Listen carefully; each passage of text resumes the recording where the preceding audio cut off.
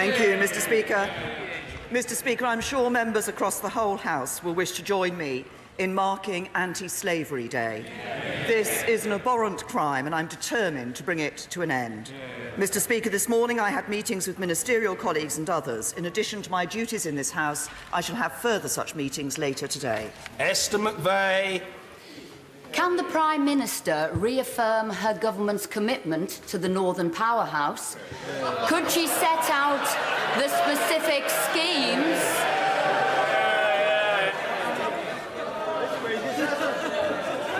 The Honourable Lady has never been silenced, and as far as I'm concerned, she never will be. Esther McVeigh. Thank you, Mr. Speaker. The importance of the North will be heard.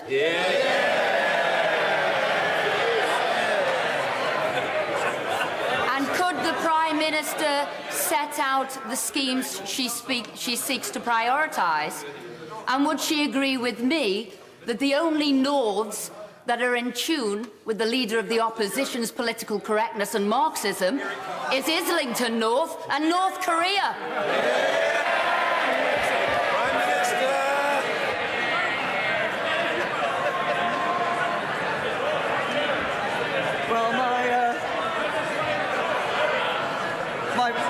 We've got a lot of questions to get through, and I want to hear the Prime Minister's answer. I ask colleagues to contain themselves. We've got 32 questions that I want to get through. Prime Minister. Thank you, Mr. Speaker. My right honourable friend referred to the voice of the North being heard, and it has indeed been heard by the Conservatives in government.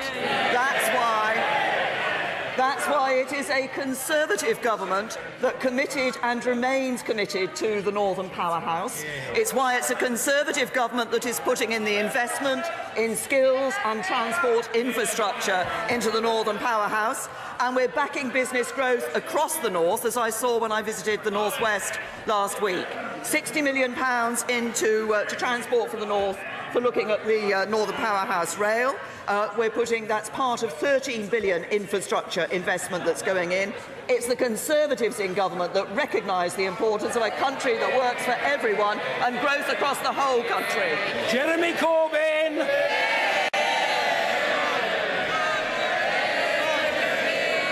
Thank you, Mr. Speaker. I joined the Prime Minister in recognising Anti-Slavery Day and recognising that the slave trade was one of the most grotesque times in the history of this planet, and we must all be resolved to drive out slavery in any form whatsoever. I hope the Prime Minister will join me in expressing sympathy, solidarity and support for the people of Somalia following the horrific terrorist atrocity in Mogadishu last weekend. Mr. Speaker, I welcome today's fall in unemployment.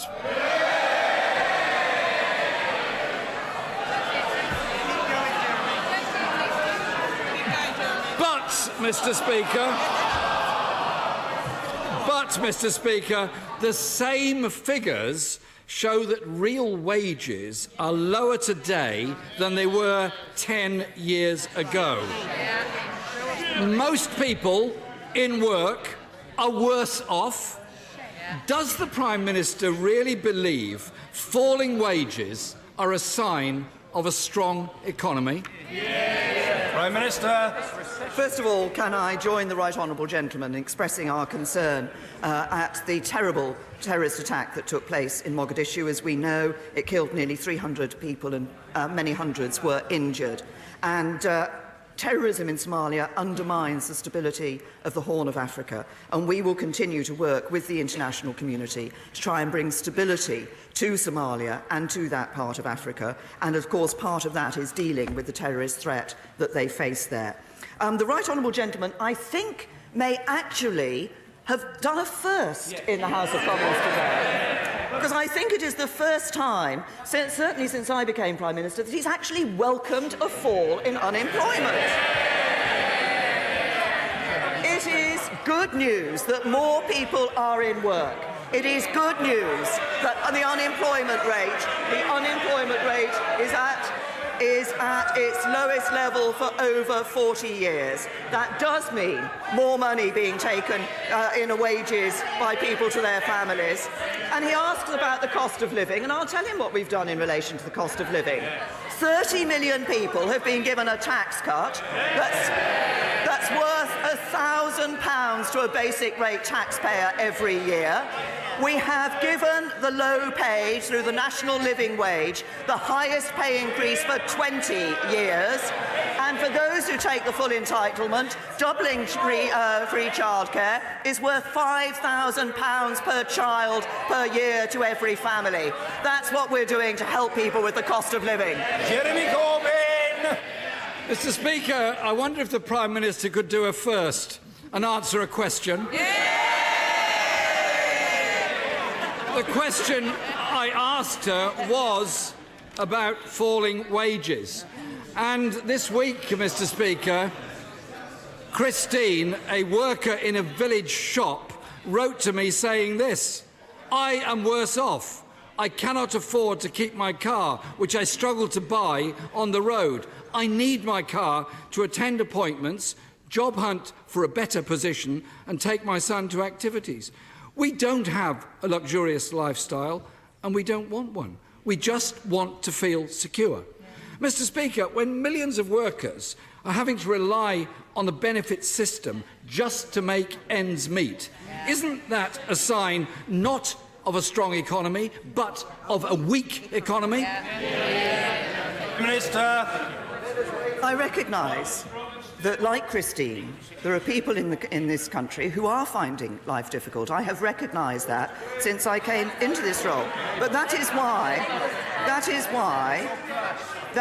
it is so important that government takes steps to help people with the cost of living, with the costs that they find themselves facing week in and week out. It's why the measures that I've just listed to the right honourable gentleman in tax cuts and national living wage are important. It's why it's important, for example, we've frozen fuel duty. We've ensured that we've taken some people who are the lowest paid out of paying income tax altogether. We are going to introduce an energy price cap. This is all about helping people with... Yes. It's all about helping people with the cost of living. But you can only do that if you have a strong economy, and you only get a strong economy with a Conservative government. Jeremy Corbyn! Mr. Speaker, people struggling to make ends meet, private sector rental evictions up, wages down, universal credit in a shambles. Is Christine wrong, or is she just an example of what it's like living in modern Britain? Mr. Speaker, last week I asked the Prime Minister to scrap the unfair charges on the Universal Credit Helpline. Today she's finally bowed to that pressure. But the fundamental problems of universal credit remain. The 6-week wait, rising indebtedness, rent arrears and evictions. Will the Prime Minister now pause universal credit and fix the problems before pressing ahead with the rollout? Prime Minister. Yes, it is absolutely right. Listen to the sentence.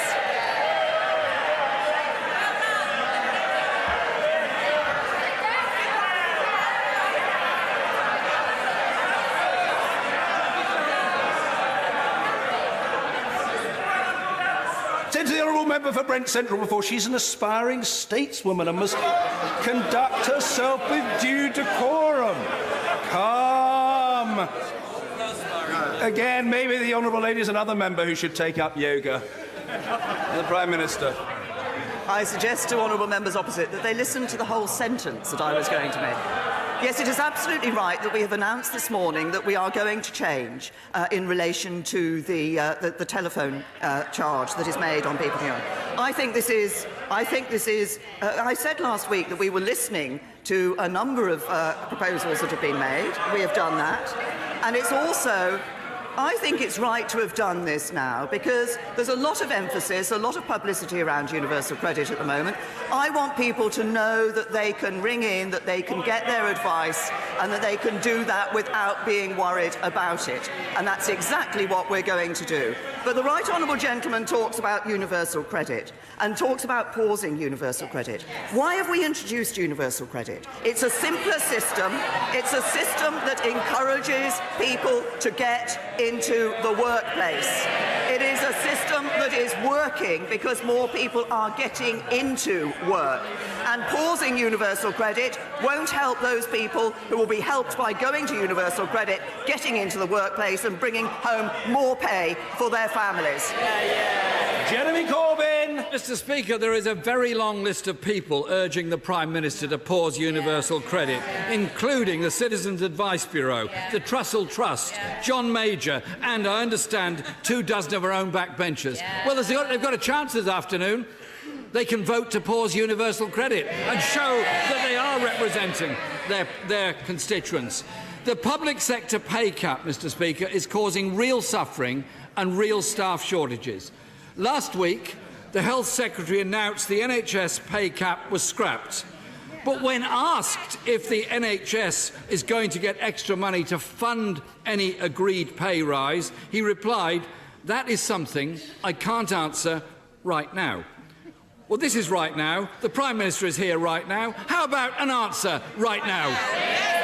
Prime Minister! As I have explained to the right honourable gentleman and the House in the past, the way in which we approach the whole question of public sector pay is through the work of the pay review bodies. They have all reported for this current year. They did that against the remit that was set by government of a blanket cap of 1% in relation to public sector pay. For the 2018-19 year, we have changed that remit. What we have done is to ensure that there is flexibility in the system for that period.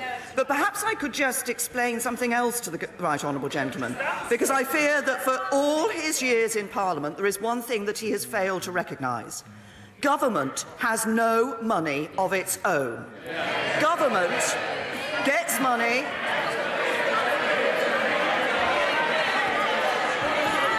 Oh, dear. Mr. McNeill, you're becoming overexcitable again, young man. Calm yourself. No need for excessive gesticulation. It serves no useful purpose whatsoever. Let's hear the Prime Minister's reply. Prime Minister will be heard, however long it takes. Prime Minister. Government has no money of its own. It collects money in taxes from businesses and people to pay, to spend on the NHS and on the services that people need. If businesses aren't being set up, if businesses aren't growing, if people aren't in work, government doesn't have the money to spend on NHS pay, on schools and hospitals. And, of course, the only way you ensure those businesses are growing, the only way you ensure that people are in jobs, that government has the money to spend on schools and hospitals and NHS pay, is with a Conservative government. Jeremy Corbyn! The Prime Minister seemed to have no problem finding £1 billion in a couple of days for the DUP. She needs to make it clear. She needs to make it clear, Mr. Speaker, to the NHS workers what pay rise is being offered, when they will receive it, and what funding is being provided, and what cuts she's proposing to make elsewhere in order to deal with that. Yeah. Mr. Speaker, young people are in record levels of debt. This week, the Financial Conduct Authority warned, and I quote, of a pronounced build-up of indebtedness amongst a younger age group to fund essential living costs. Isn't this yet another sign, not of a strong economy, but of a weak economy? Prime Minister. This is, I have to say to the right honourable gentleman, we have heard from the OECD that the deficit that the Labour government left us was unsustainable. Since then,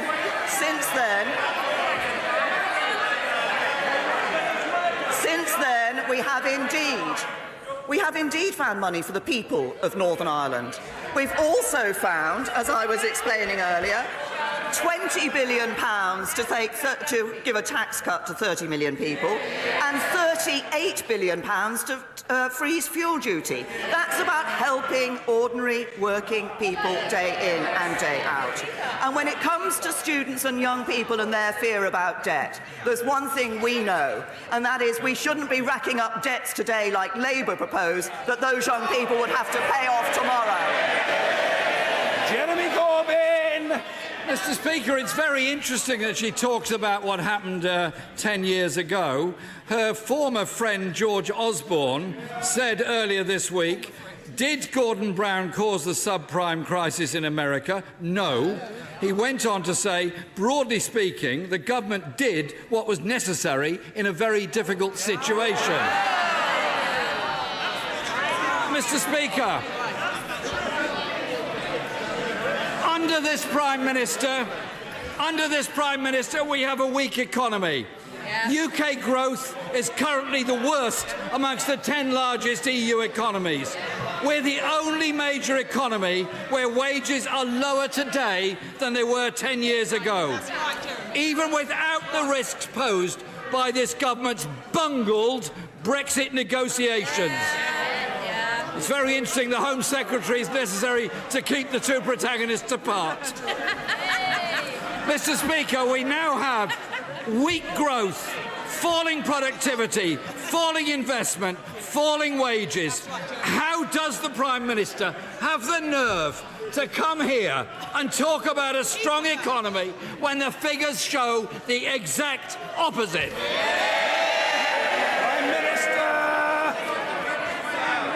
I have to say to the right honourable gentleman, the OECD says about the United Kingdom, we have the most efficient, accessible healthcare system. Fiscal sustainability has improved. Important steps have been taken to improve educational outcomes. And jobs and earnings are good. That's what the OECD says about the strong economy under this Conservative government. The way to get a weak economy is to borrow £500 billion like the Labour Party is proposing. The way to get a weak economy is to ensure that you are promising spending after spending after spending, and people are going to have to pay for that. The only way you get money to put into public services, the only way we can give people tax cuts to help them with the cost of living, is to ensure we deal with the deficit, get our debts down, and deal with Labour's Great Recession, which put us into this position in the first place. Thank you, Mr. Speaker. Following the rather flaccid response from the Leader of the Opposition, can I welcome the announcement? Welcome the announcement that this government is scrapping the Universal Credit Helpline charges, a move which demonstrates that this government is supporting people who want to get up, work hard and get on in life. Can the Prime Minister now confirm that all welfare claim DWP helpline charges will be completely free to all claimants? I'm very happy to confirm that, and perhaps it's useful to be able to do that. My right honourable friend, the Work and Pensions Secretary, announced this morning that we've taken that decision to change the Universal Credit Helpline to a free phone number.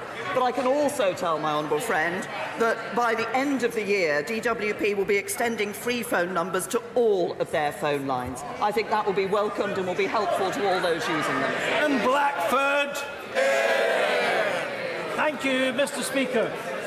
Will the Prime Minister do today what our Brexit Secretary was unable to do in this chamber yesterday and rule out a no-deal scenario on leaving the EU? Yeah. Prime Minister!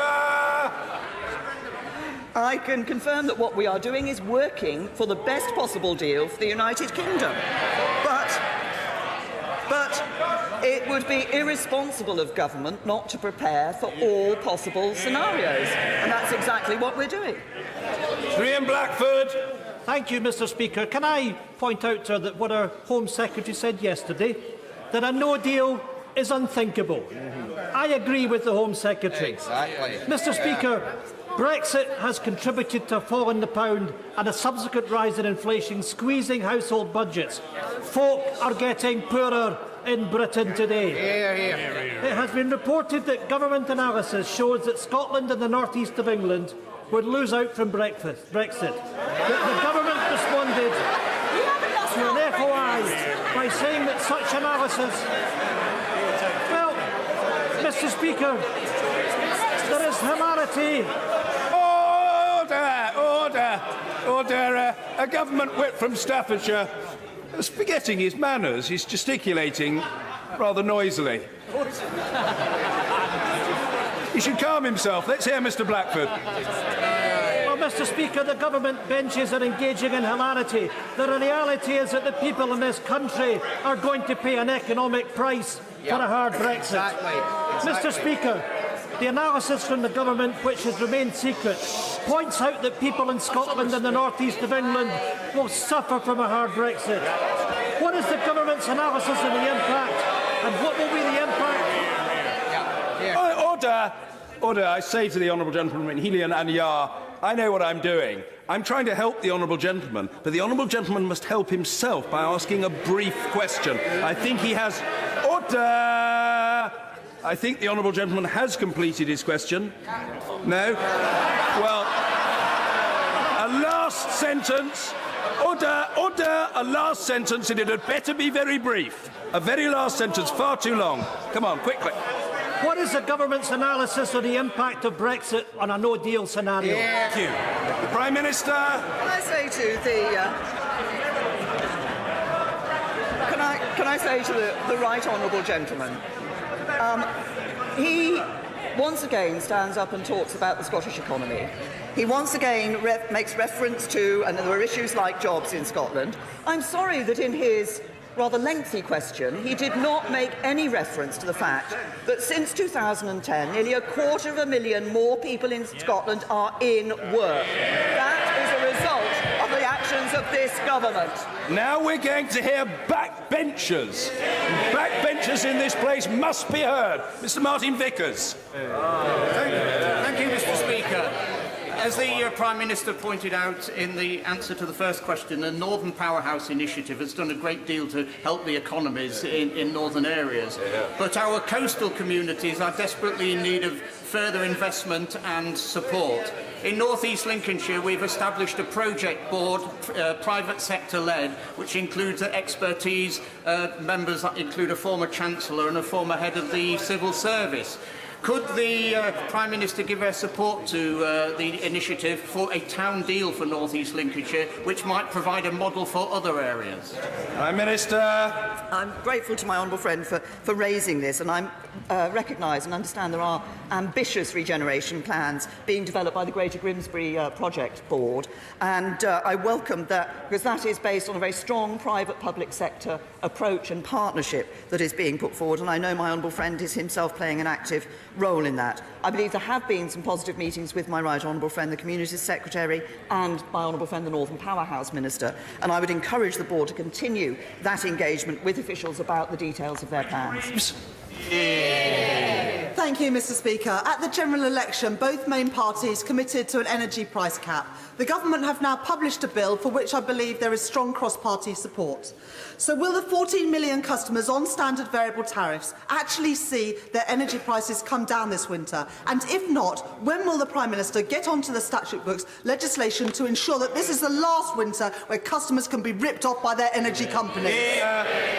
Well, I welcome the fact that the honourable lady says that she and others on the Labour benches will support the legislation that the government has... No, it wasn't.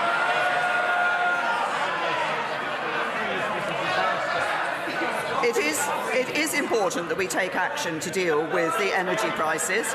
The draft legislation will see those rip-off prices being capped for millions of households to all standard tariff customers, and while this will initially run to 2020, we will be able to extend it on an annual basis until 2023 on the advice of Ofgem. I think we've sent an important message to the industry. I would hope that they are actually going to make changes even before we get the legislation on the statute book. Fiona Bruce. Does the Prime Minister share the grave concerns which were expressed in this House yesterday, including by ministers, of the implications for the one country, two systems principle in Hong Kong, at the recent refusal of the authorities there to disallow Ben Rogers, a UK national, entry? And will the Prime Minister confirm that the government will work with the Hong Kong and Chinese authorities to ensure that the democratic freedoms in the one country, two systems principle are honoured and preserved? Prime Minister. My honourable friend is absolutely right that we want to ensure that that principle of one country and two systems is preserved and it continues to operate. On the specific case and the specific issue that she has raised, my right honourable friend, the Foreign Secretary, informs me that the Foreign Office has raised this issue at various levels in relation to Hong Kong and China, and we will continue to do so.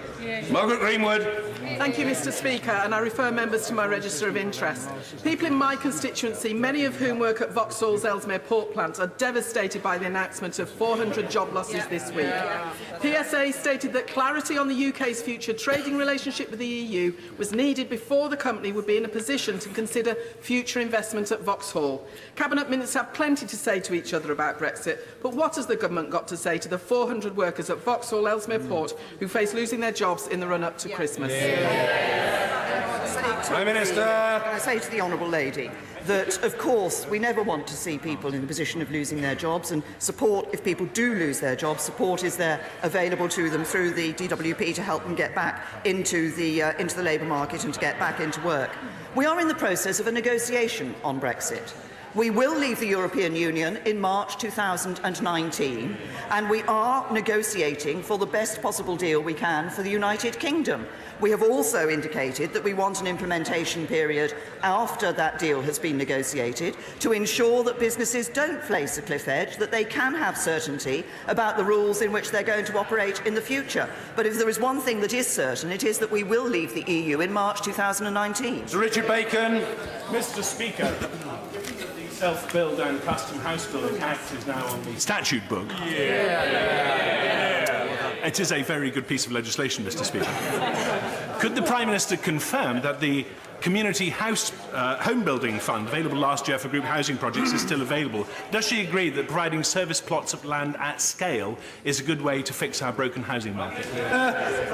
My honourable friend has raised an important point, and I know that he has campaigned long and hard on this particular area of self-build, and of course has a great deal of expertise in it. And he's absolutely right. If we're going to fix our broken housing market, we do need to build more homes. And that's why we've made bold proposals in our housing white paper to make more land available, to build homes faster, to give local authorities the tools they need. I had a roundtable with house builders and others earlier this week looking at how we can ensure that we unlock the potential of our housing market. And I'm sure my right honourable friend, the Community Secretary, will be happy to discuss the very specific issues that he's raised with him. With George. Thank you. Prime Minister, you said that universal credit is working. I wonder what you would say to my constituent, Fred, who claimed universal credit for a short time over 2 years ago and has been working ever since, but suddenly got a letter in August demanding he repay £366.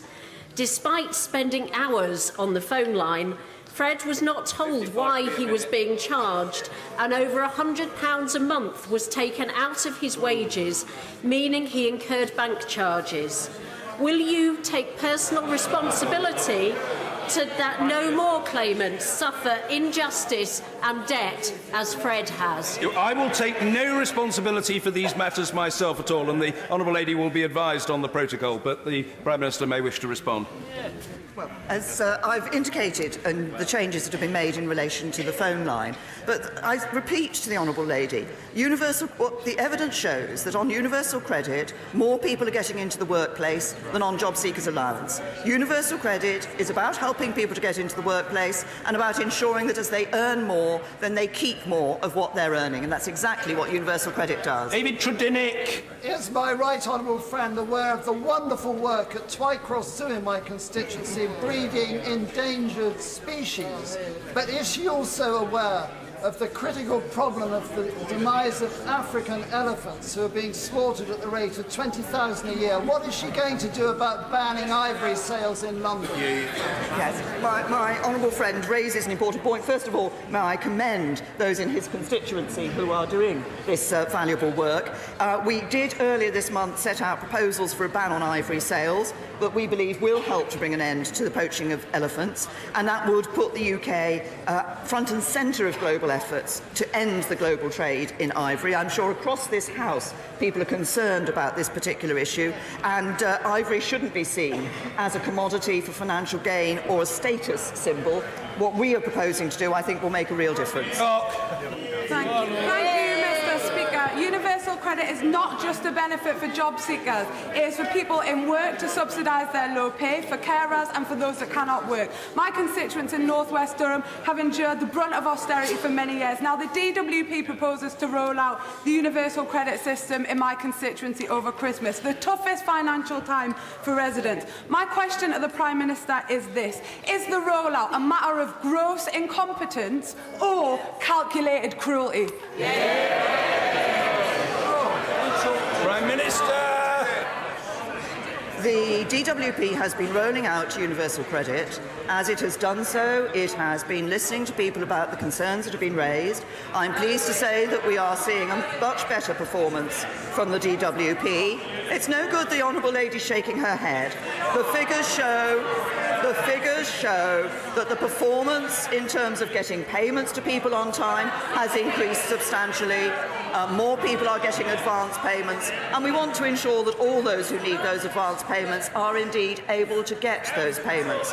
But the fundamental reason for moving to universal credit, of a simpler system, a more straightforward... Well, she may not want to listen to this, but there is a reason for universal credit. There is a reason for... Order.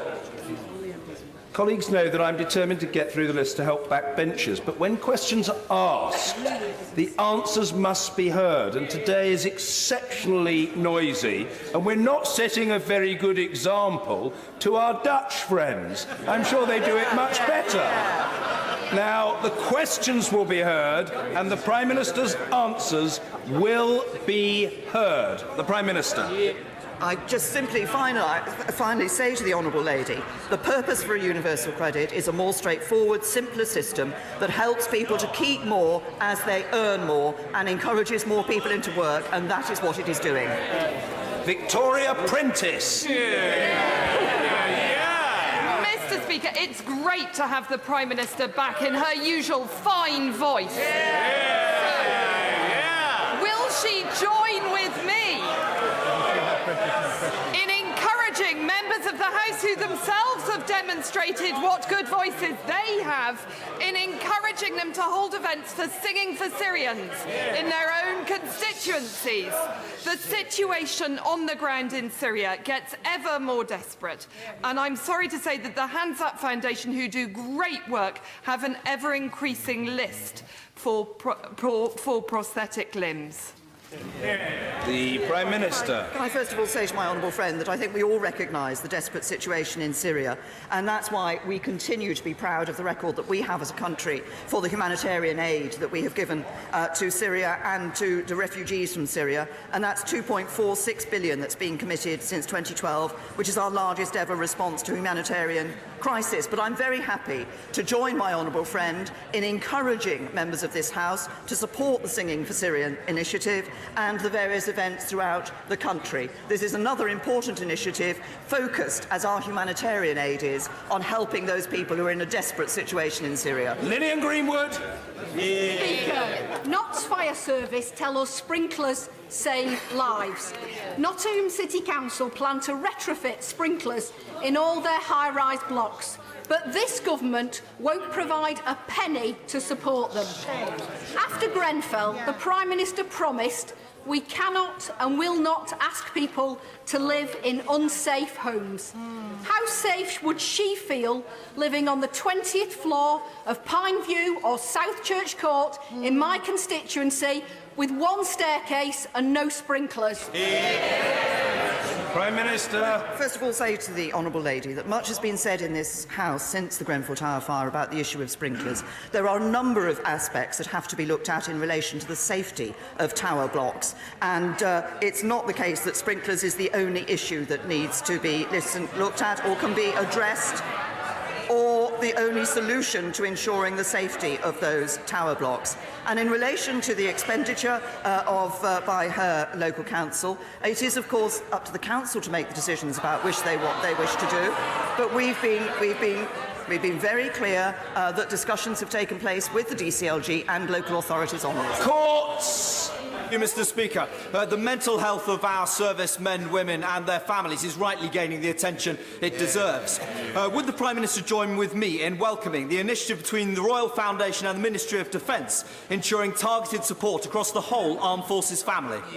Well, I'm very, very happy to welcome the initiative that my honourable friend has referred to. Mental health is an issue that we know we need to address more carefully and with greater attention across the public in general. But the issue of mental health concerns for those who are in the armed forces and those who have left the armed forces is a very real challenge that we need to face, because they have put themselves on the line for us and we owe it to them. Dr. Alan Whitehead. Major Southampton Housing Association tells me that 65% of their tenants who are on universal credit are now in major rent arrears, averaging £700, hampering the association's ability to get on with building new houses. What message has the Prime Minister got for my local housing association? Is it just tough, get on with it, or has she got something more positive to say? Prime Minister. To the honourable gentleman, that we are indeed giving support to housing associations to build more homes. That's why in the a couple of weeks ago we announced the extra £2 billion that is going to housing associations to enable them to do exactly that. David Amis. Would my right honourable friend agree with me that with the death of Sir Teddy Taylor, the country has lost an outstanding parliamentarian, great constituency member of Parliament and true patriot? And would my right honourable friend further agree with me that if Sir Teddy was alive today, he would be delighted to learn that the outgoing Labour Mayor of Southend, plus 3 unaligned councillors, have all joined the Conservative Party?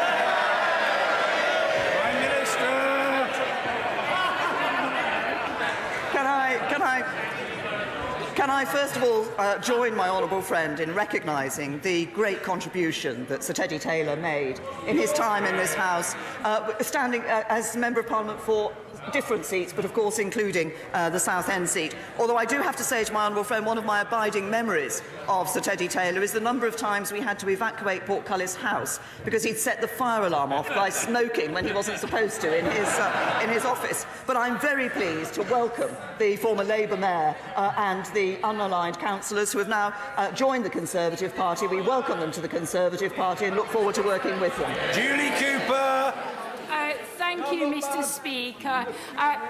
Government failure to fund schools adequately is hurting children in my constituency. In Lancashire schools will lose £40 million worth of funding and 828 teachers by 2020. Can the Prime Minister explain to me how this is going to help raise standards and aspirations? Prime Minister. I'll tell the honourable lady what is helping with standards and aspirations. First of all, the fact that this government is putting record funding into our schools. And secondly, the reforms that we have brought about in our education system that mean already that over 150,000 children are at good or outstanding schools in the honourable member's area, an increase of nearly 40,000 since 2010. More children in good or outstanding schools, that's what this government is providing. Mr. Speaker, earlier on this year, I opened a state-of-the-art manufacturing training facility at Braintree's Further Education College. On Friday, I opened a new training centre for CSS, a family-run business. Now that unemployment is at record low and employment is at record high, will the government commit to supporting both public and private sector trainers to increase productivity in the British economy? Well, my honourable friend is absolutely right. Increasing productivity is a key aim of our government. It's very important for us, for our economy for the future. Investing in skills is a key part of that. I'm pleased to hear that my honourable friend has been so active in opening new facilities in his constituency. But the changes we're making in supporting FE colleges and the new T-level skills, T-levels, and the emphasis we're putting £500 million into technical education will all help to increase the skills levels of young people in this country. Jen Ryan. Thank you, Mr. Speaker. The Trust for London's latest poverty profile shows that levels of homelessness in Enfield have risen by 82% in the last 2 years alone, and the eviction rate is the highest in the capital. Can the Prime Minister tell me what hope she is going to give to my constituents?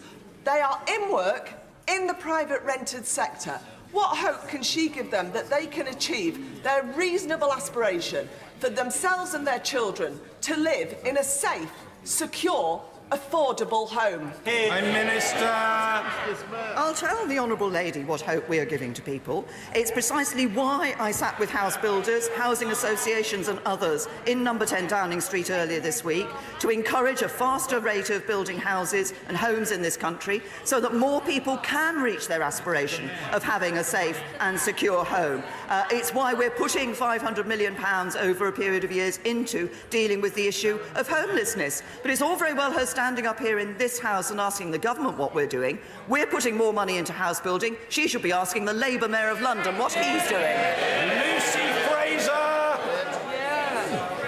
Yesterday, the Director General of MI5 said that internet companies had an ethical responsibility to deal with the terrorist material online. The Prime Minister has previously indicated that if they do not meet this challenge, she will consider regulation. Can she confirm that if regulations are necessary, they will be robust and enforced? Well, I'm very happy to give my honourable friend that confirmation. But I also, before we get to that stage, very important work has been done by my right honourable friend, the Home Secretary, with the tech companies to ensure that they've come together, they've formed a global forum that is looking at how they can deal with this terrorist material on the internet. It is a real issue that we need to address. I was pleased with President Macron and Prime Minister Gentiloni at the United Nations General Assembly in the margins this year to hold an event there are representatives of, I think, over 70 countries and representatives of all the major tech companies dealing with exactly this issue.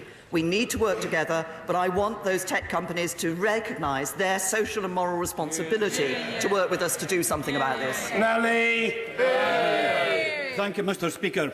Does the Prime Minister notice I am wearing a red card in my pocket today?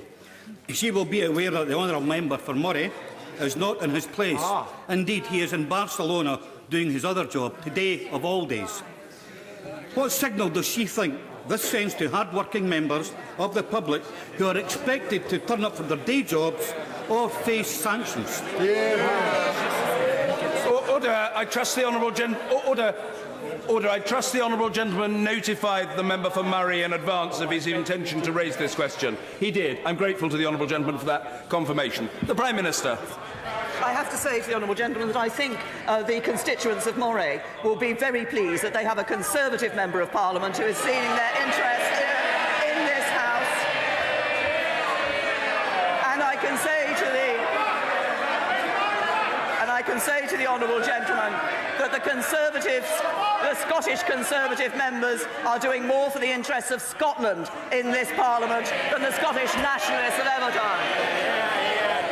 Mr. Spencer, what's the matter with you, my dear fellow? You eat home-produced food, you're a very respected farmer, you're normally of a most taciturn disposition. I don't know what's come over you. Perhaps you should go and have a rest later. You must cheer up. Cheer up. Mr. Philip Davis. Mr. Speaker, along with the SNP, the Labour Party have said that they will not accept no deal with the EU under any circumstances at all. That means they would pay whatever final bill the EU demands and accept any conditions that they insisted upon. Does the Prime Minister agree with me that nobody with even an ounce of common sense would enter into a negotiation by announcing that in advance? And does she agree with me that the stance proposed by the Labour Party and the SNP is not a negotiation, it's a capitulation? Friend has put it very well indeed. You don't enter the negotiations by taking the stance that the Labour Party and the SNP have taken, because, as my honourable friend says, that their rejection of a no deal means that they would accept a deal at any price to the British taxpayer, whatever the damage that would do to our economy, and we will not do that. David Crosby. Skilled job losses at British Aerospace in Lancashire, and more at Vauxhall in Ellesmere Port, redundancies at Alstom in Preston and Monarch in Manchester. So what's happened to the Northern Powerhouse? Has its battery gone flat? And will the Prime Minister recharge it like she quite rightly did in Northern Ireland?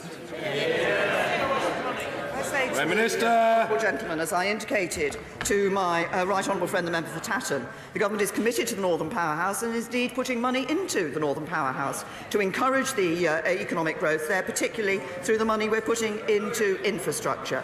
There are a number of cases, as he has raised. Of course, the issue of Vauxhall was raised by one of his honourable friends earlier, and we're continuing to work with Vauxhall throughout the process to do all that we can to protect United Kingdom jobs, as we have done with BAE and as we are doing with others. But what matters is that we ensure we have the economy that can see more jobs being created, and 3 million more people are in work today than were in 2010. Andrew Selous. Respectful and committed family relationships reduce poverty, improve well-being and help the government to live within its means, and are a key part of a country that works for everyone. So will the Prime Minister implement the proposals in the recently published Family Manifesto? Well done. Prime Minister. I thank my honourable friend for his question on this issue, and he is absolutely right. And we are, of course, looking at what more we can do to ensure that we do see those stable families, which has the benefits that he has said. And this is an issue on which my honourable friend has campaigned since he came into this House, and I welcome the valuable contribution that he's made on this issue. Last but never forgotten, Mr. Dennis Skinner.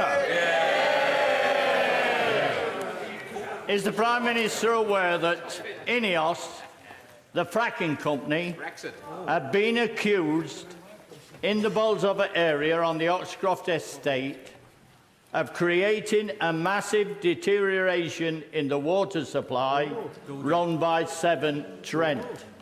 Will she, as Prime Minister, investigate this matter and call upon INEOS to halt the process whilst the investigation takes place? Prime Minister. I say to the honourable gentleman, he's raised an issue which, of course, I'm sure will be properly looked into, but underlying this is the question of ensuring that we are able to get a secure and safe supply of energy into the future, and that's why the fracking is continuing. That's why we're supportive of the shale gas exploration. There are opportunities there for the United Kingdom, but I'm sure he's raised a particular issue which I'm sure will be looked into appropriately. Thank you. Order. Another marathon Prime Minister's questions lasting 49 minutes just finished there. It was intriguing because a confident Jeremy Corbyn, having won that victory over the hotline charges that he raised last week, decided to go on the economy. That's not traditionally where Labour decide to try and win their battles, particularly on a day where we've had a fall in unemployment and the numbers coming out this morning. But Jeremy Corbyn choosing a new line of attack that they're developing, which is to look at the growth figures, saying that we have the lowest growth in the EU and the highest inflation, trying to make an argument about the competence of Brexit negotiations. Now, he was very sensitive in the months that have gone before about being seen to attack Brexit. Labour feel that there is political capital now in attacking the competence over Brexit negotiations. So that's a new-ish development. But let's talk with our panel, who have been wading through that over 50 minutes. Are you Kit Mulhouse, are you happy as a Conservative with the fact that the Labour Party can attack you on the economy? Well, to be honest with you, I think this will be the debate over the next few years. Right? What we saw today was a microcosm of this, sort of parting of the ways of the two parties and the return of two-party politics. So we've got, on the one hand, a Conservative government, which is trying to balance the legitimate claims of the public and the private sector, and on another side, a party that is saying, well, it's all about the public sector, it's about more borrowing, more tax, more spending. And these are going to be the things that we'll have to struggle with over the next 4 or 5 years. In the end, the Conservative Party is still focused on the fact that we are approaching, or will be approaching by the time of the next election, 2 trillion of public debt, and that something needs to be done about that. And that will become such a dominant feature of the economy over the next few years that we have to seek to address it. And borrowing another £500 billion to pump into the economy is not the way to do it. And it's certainly not the way to get inflation down. If we've learned any lesson from economics of the past, it's as if you borrow huge amounts and pump it into the economy, economy, it just inflates. It was difficult, though, because the standard attack line on this was Labour's recession, which is now sort of a decade or so ago. That didn't land because George Osborne, the Chancellor, has said that it wasn't Labour's fault. Yeah, I mean, we're still...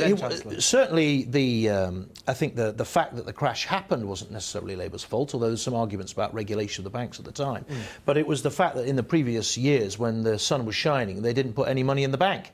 I mean, we were running a deficit on our current account well before the crash even happened. Okay. I mean, they were spending, and we're still living with the consequences. Let's bring it back to the Prime Minister's question. Tracy Brabin, it's a bit rich to be attacking on the economy when the unemployment numbers